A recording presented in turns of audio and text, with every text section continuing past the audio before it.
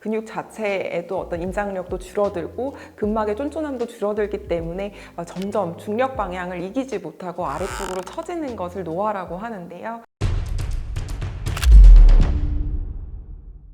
안녕하세요. 메이드형 성형외과에서 리프팅과 안티에이징을 전담하고 있는 성형외과 전문의 박수연 원장입니다. 사실 요새 리프팅이 정말 핫하잖아요. 그 범위도 굉장히 넓고 내가 어떤 리프팅을 어디서부터 받아야 될지 되게 고민되시는 분들이 많을 것 같아서요. 오늘은 리프팅을 4단계로 나눠서 리프팅의 4단계, 1단계부터 4단계까지 나누어서 설명을 해드리는 시간을 가져보고자 합니다.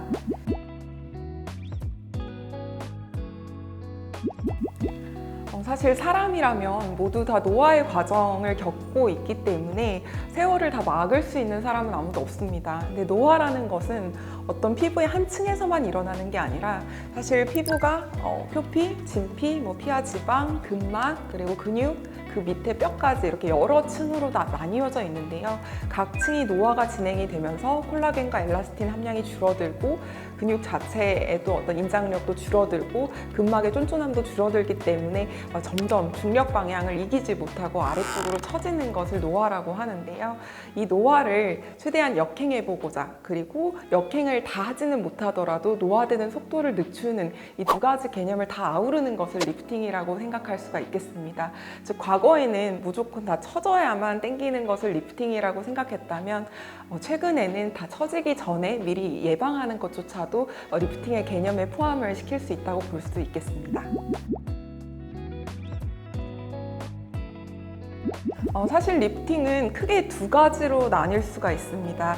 적극적으로 조직이 확 옮겨지는 리프팅이 있을 수 있겠고, 적극적으로 옮겨지지는 않아도 약간의 방향성을 가지고 타이트닝을 되면서 좀 처지는 것을 예방할 수 있는 방법들이 있겠는데요. 그 방법으로 첫 번째로 시도를 해볼 수 있는 게 바로 주사 시술을 이용한 리프팅입니다. 주사라는 거는 아주 깊은 층을 주사로 리프팅을 시켜주는 거는 사실 조금 힘든 이야기이기는 하고요. 피부 가장 겉에 층인 표피층의 가장 밑에 진피층과 표피층의 경계에 있는 섬유 아세포를 자극을 해서 피부층을 짱짱하게 만들어주고 약간 벡터를 설정을 시켜서 타이트닝을 도와주는 방식의 주사를 활용하는 것이 주사 시술을 이용한 리프팅이라고 볼 수 있겠습니다.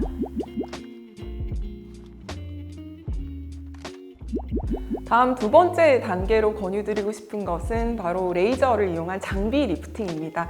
사실 정확하게는 어떠한 원리를 이용한 장비를 활용하느냐에 따라서 크게는 두 가지로 나눌 수가 있겠는데요. 먼저 고주파를 이용한 장비 리프팅도 역시 또 다양하게 굉장히 많이 여러 가지로 나눌 수가 있겠습니다. 고주파를 이용한 리프팅 중 첫 번째는 단극성 고주파입니다. 단극성이라는 거는 극 플러스 마이너스 극 중에 하나의 극을 이용을 해서 리프팅을 해주고 반대쪽 극을 통해서 전류가 나가는 것을 얘기를 합니다. 이에 해당하는 장비로는 써마지, 올리지오 이런 장비들이 다 해당이 되겠는데요. 아무래도 한쪽 극을 반대쪽 극을 통해서 이렇게 전류를 통과시켜주기 때문에 에너지가 깊게 들어갈 수 있다는 장점이 있겠고 대신에 플레이트를 붙여야 하기 때문에 몸에 이제 금속이 있다거나 이런 분들은 시술을 받을 수 없다는 단점이 있겠습니다. 두 번째 고주파 원리는 다극성 고주파입니다. 다극성은 이 프로브 자체, 팁 자체에 플러스 마이너스 극이 함께 존재를 하고 있어서 피부에 상대적으로 얕은 층을 자극을 해줘서 좀 쫀쫀하게 만들어주기 좋은 장비인데요. 되게 현재 많이 알려져 있는 인모드라든지 포텐자에서도 DDR TV라든지 이런 애들이 다극성 고주파로서 피부에 안티에이징을 도움을 주는 레이저 장비라고 볼 수 있겠습니다. 다음 원리로 활용하는 초음파 리프팅 장비로는 우리가 흔히 알고 있는 울세라, 슈링크 유니버스, 리니어펌, 리프테라, 뉴테라 이러한 장비들이 전부 다 초음파 리프팅 장비에 해당하는데요. 이런 초음파 리프팅 시술들은 고주파 리프팅 시술과는 다르게 특정한 층의 에너지를 집적시킬 수 있다는 장점이 있습니다. 물론 이 두 가지 시술, 즉 고주파 시술과 초음파 시술을 다 같이 받아주는 게 제일 좋겠지만 만약에 나는 한 가지만으로 조금 더 효과를 많이 보고 싶다고 한다면 내 얼굴에 어떠한 레이저 장비 시술이 적합할지 의료진과의 충분한 상담을 통해서 결정하시는 게 좋겠습니다. 다음으로는 조금 더 적극적인 리프팅에 해당이 되는 실리프팅입니다. 사실 실은 위상 변화를 일으킬 수 있다는 점에서 굉장히 매력적인 어떤 시술 아이템인데요.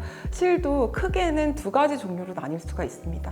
피부 자체에 탄력감을 줄 수 있는, 방향성은 없이 피부를 좀 쫀쫀하게 만들어주고 진피층을 탄탄하게 만들어주는 모노실이 있을 수가 있겠고, 두 번째로는 가시가 달려 있어서 방향성을 가지고 조직을 직접 당겨져서 올려줄 수 있는 코그실이 있습니다.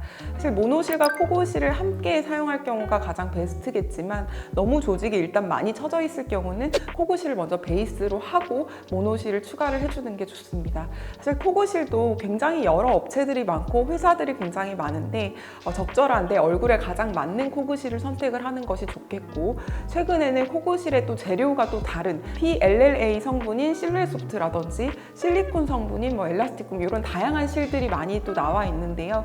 이 실이 내 얼굴에 과연 적합할지, 그리고 내 얼굴에 사용되더라도 어떤 부분에 특화해서 사용할 수 있는지에 대해서도 의료진과의 충분한 상담을 통해서 결정하시는 게 좋습니다. 다음 가장 리프팅의 마지막 단계, 어떻게 보면 리프팅의 끝판왕이라고 하는 리프팅 수술이 마지막 단계가 되겠는데요. 사실 수술도 굉장히 넓은 영역을 포함을 하고 있습니다. 절개 범위가 2cm 미만인 미니 리프팅부터 시작해서 절개 범위가 거의 20cm 가까이 되는 전완면 거상까지, 특히 목까지 함께 거상을 해줄 수 있는 전완면 목 거상까지 해서 굉장히 리프팅 수술도 범위가 넓은데요.